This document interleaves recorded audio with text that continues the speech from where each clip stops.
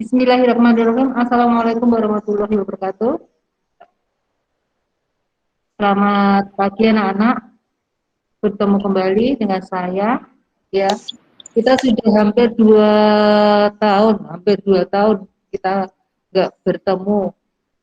Dulu kan tatap mukanya di waktu di kelas 1, sekarang tiba-tiba sudah di kelas 3. Nah, Ya, lama banget ya. Eh, Saran saya, tolong dijaga, kita tetap prokes, dijaga kesehatannya, kita tetap menjaga imun supaya kita sehat. Semoga badai ini cepat berlalu, semoga kita cepat bisa tatap muka lagi ya. Kangen dengan sekolah enggak? Nah, untuk kelas 3, materi yang akan saya ajarkan nanti tentang statistik. Kita di awal-awal dulu, perkenalan dulu statistik. Ya.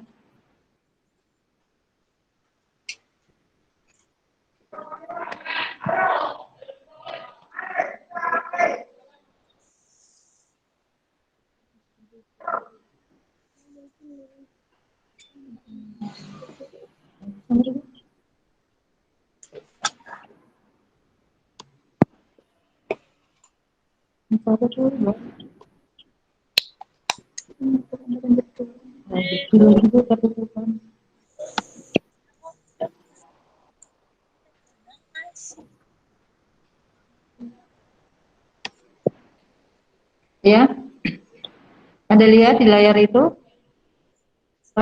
kita tentang penyajian data. Nanti ada bermacam-macam untuk penyajian data dalam bentuk untuk statistik. Ada diagram batang, diagram lingkaran, ya, diagram garis. Yang kita pelajari itu nanti belum dibagikan.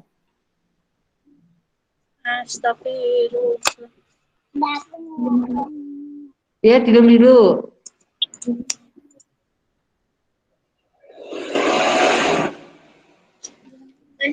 Oh, Fitria dimatikan dulu ya mikrofonnya.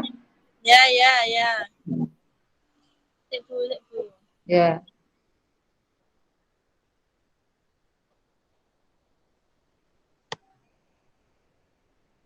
Ya, bisa dilihat. Ya, kita tentang penyajian data. Yang pertama dulu tentang diagram batang. Untuk penyajian data dengan menggunakan gambar yang berbentuk batang atau kotak yang disebut diagram batang. Diagram batang ini dapat digambar dalam bentuk vertikal, bisa horizontal, bisa. Contohnya ini. Anda lihat, tabel di bawah ini menunjukkan jumlah siswa yang bermasalah pada suatu kelas. Nah, dari gambar ini Anda bisa membaca. Yang ke atas ini jumlahnya siswa, yang ke bawah ini adalah menunjukkan tahun. Berarti tahun 2001, anak yang bermasalah itu ada 6. Tahun 2002, anak yang bermasalah ada 10. Tahun 2003, anak yang bermasalah karena ini lebih dari 12 kurang dari 14, berarti tengah-tengahnya toh, berarti ada 13. Tahun 2004 ada 10 juga. Jadi dari gambar ini Anda bisa membaca, oh anak yang bermasalah di tahun 2003 ada berapa? 13. Ya.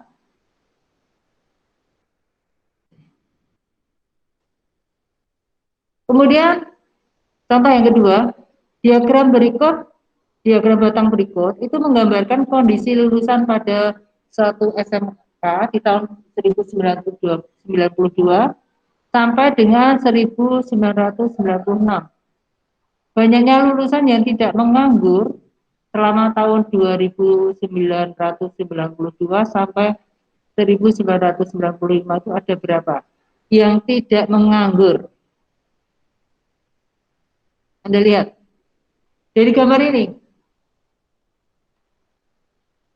Ini yang coklat menunjukkan bekerja, yang oranye menunjukkan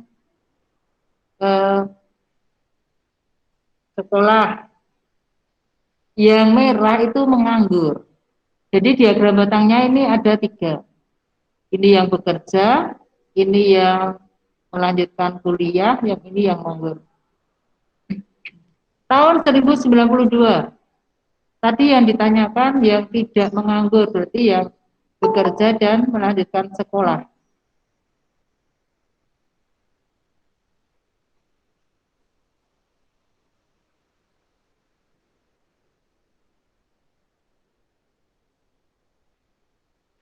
Yang melanjutkan yang tidak menganggur. Berarti pada tahun 92 yang bekerja ada 200, melanjutkan sekolah ada 100. Kemudian di tahun 93 yang bekerja ada 225. Kemudian yang melanjutkan belajar ada 100.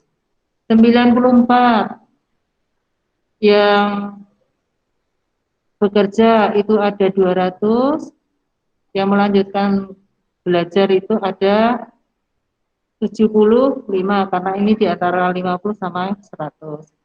Pada tahun 95 yang bekerja itu ada 250, yang belajar melanjutkan belajar ini ada 75. Kalau yang 96 kan tidak masuk karena di antara 92 sampai 95. Jadi dari pertanyaan, banyaknya lulusan yang tidak menganggur dari tahun 1992 sampai 1995, ini ada 200. Tadi kita kembali 200 ditambah 100 ditambah 225 ditambah 100 ditambah 200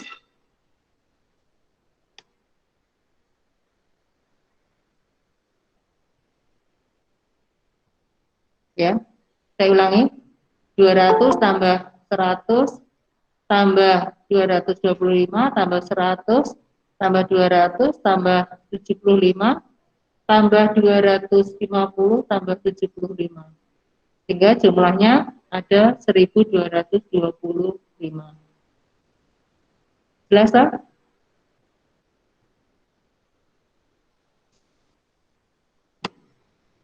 Untuk yang kedua, diagram lingkaran. Penyajian data dengan menggunakan gambar yang berbentuk daerah lingkaran atau disebut diagram lingkaran. Diagram lingkaran dalam sektor-sektor itu ada juring. Ya.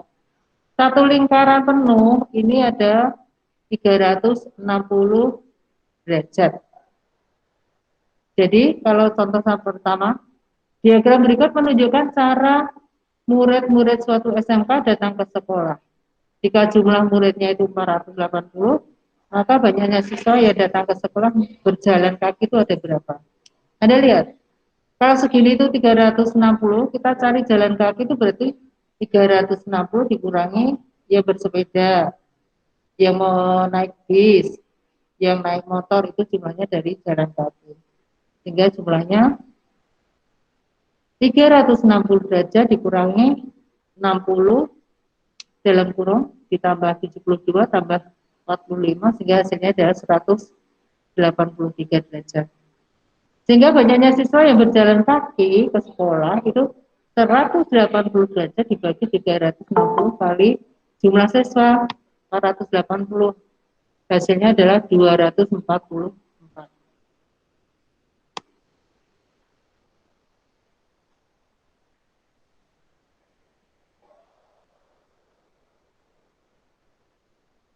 Ya. Sehingga dari tadi keseluruhan dari lingkaran 360 dikurangi yang diketahui. Hasilnya yang ditanyakan itu. Terus untuk mencari banyaknya siswa berarti derajat itu dibagi keseluruhannya, berarti 180 derajat dibagi 360 derajat kali jumlah keseluruhan siswa 480 sehingga 244 ya. Sampai yang kedua.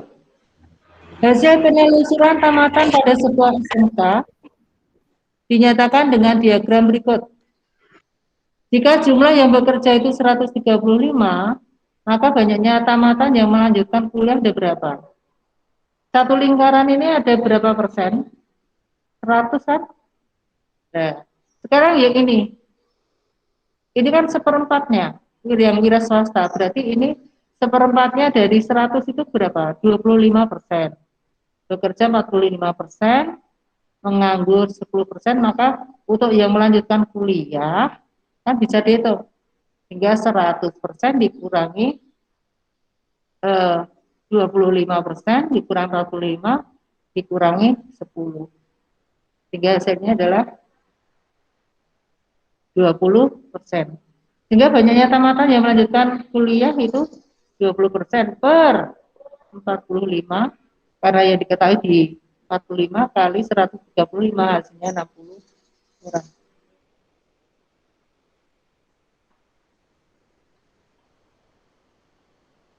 Oh, penyajian diagram garis yang biasanya digunakan untuk menunjukkan perubahan sepanjang periode tertentu.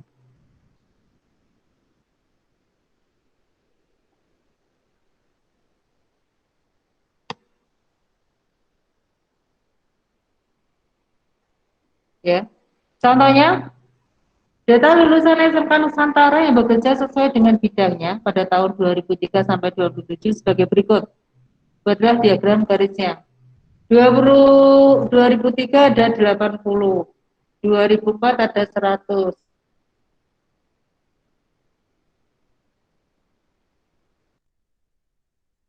ada 200. Nah, data-data ini bisa kita buat diagram garis seperti ini. 2003 ada 80, 2004 ada 100, 2005 ada 160. Nah, titik-titik ini kita hubungkan dengan garis sehingga itu merupakan diagram garis. Ya. Yang pertama dulu kita lanjutkan ke dari tadi macam-macam diagram, sekarang penyajian data. Untuk menyajikan data, yang kita kenal dulu adalah ada histogram dan poligon frekuensi. Histogram merupakan penyajian data yang data dikelompokkan dalam tabel distribusi frekuensi. Nanti kalau ada data banyak sekali, kita buat data tabel distribusi frekuensi. Karena apa? Karena untuk menyelesaikan kalau kita mencari min, median, sama modus itu bisa dengan kalau datanya berkelompok itu pakai tabel distribusi frekuensi. Untuk menentukan tabel data distribusi frekuensi karena banyaknya data, maka kita harus menentukan dulu jangkauan. Jangkauan itu adalah data maksimum dikurangi data minimum.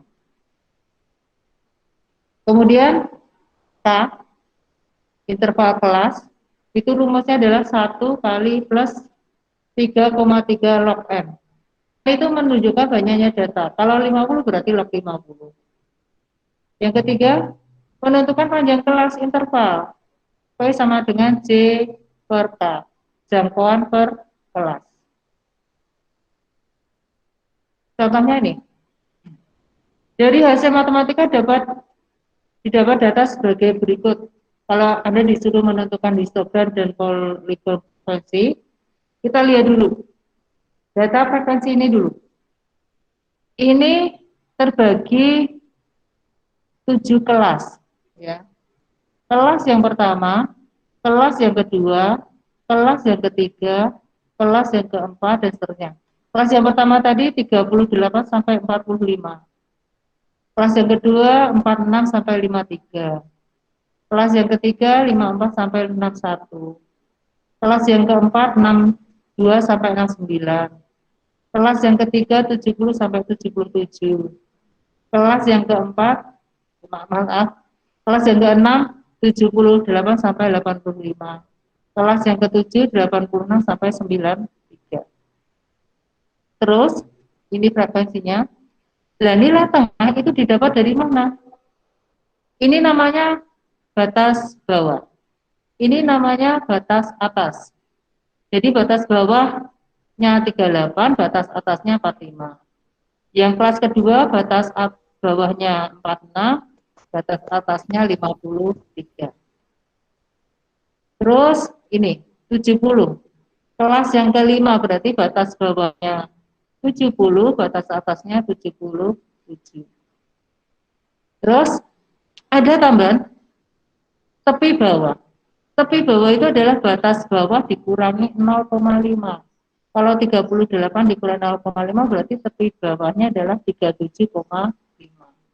Kalau tepi atas itu adalah batas atas ditambah 0,5.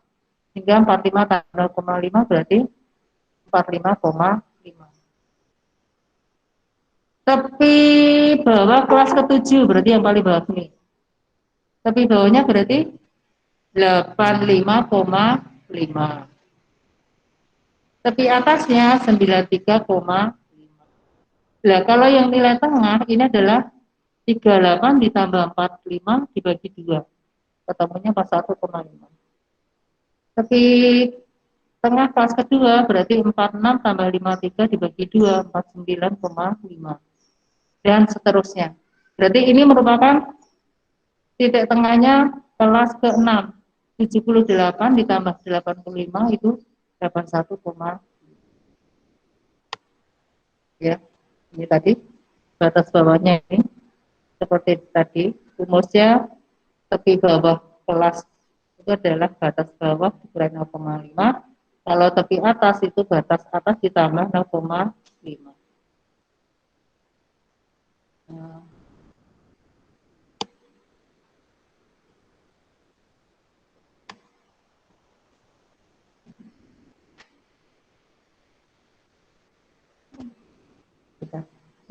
ya, itu tadi materi awal dari statistik. Kalau kurang jelas nanti bisa Anda tanya, itu materi nanti saya masukkan di Google Classroom, di tugas kita nanti Anda lihat di situ ada materi, ada penugasan pakai Google Form, nanti kamu nulisnya di situ. Nah, kenapa? Materi yang saya terangkan tadi Anda rangkum di buku, kemudian kamu Anda foto, enaknya dalam bentuk PDF, kemudian nanti kamu upload di Google Form ya. Terus kalau ada pertanyaan, bisa japri, bisa di WA lewat grup kelas. Saya kira cukup ini dulu materi awal kita. Kalau ada salah kata saya mohon maaf. Wabillahi taufiq wal hidayah. Wassalamualaikum warahmatullahi wabarakatuh.